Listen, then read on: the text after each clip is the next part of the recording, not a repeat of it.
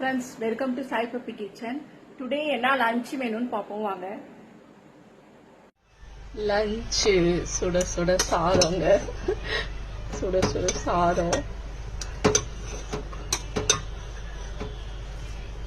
அப்புறமா முருங்கைக்காய் சாம்பாருங்க.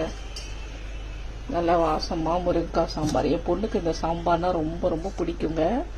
இந்த சாம்பார் பண்ணிட்டு கொஞ்சமா லாஸ்டா ஒரு 2 பொட்டு நெய் ஊற்றி அப்படியே சூடா மூடி வச்சிருவேன். பரிமாறும் போது டேஸ்ட் வேற லெவலில் இருக்கும்.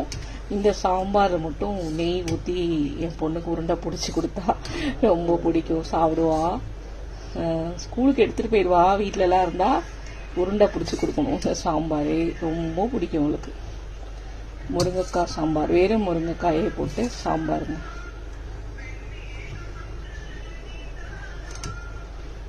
அப்புறமா உருளைக்கிழங்கு வேக வச்சு வறுவலுங்க. இன்னைக்கு எல்லாம் அவங்க சொல்லிட்டாங்க என் பொண்ணு என்னென்ன மெனு பண்ணணும்னு.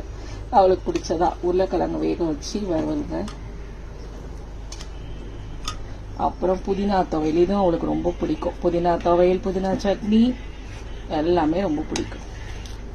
புதினா துவையல் ஃபுல் வீடியோ என் சேனல்ல போட்டிருக்கேன். அப்புறமா பருப்பு ரசம். இவ்வளோதாங்க இன்னைக்கு என்னோட சிம்பிளான லஞ்ச். நாளைக்கு ஒரு சூப்பரான மெனுல நான் உங்களை மீட் பண்ணேன். ஓகே, பாய்.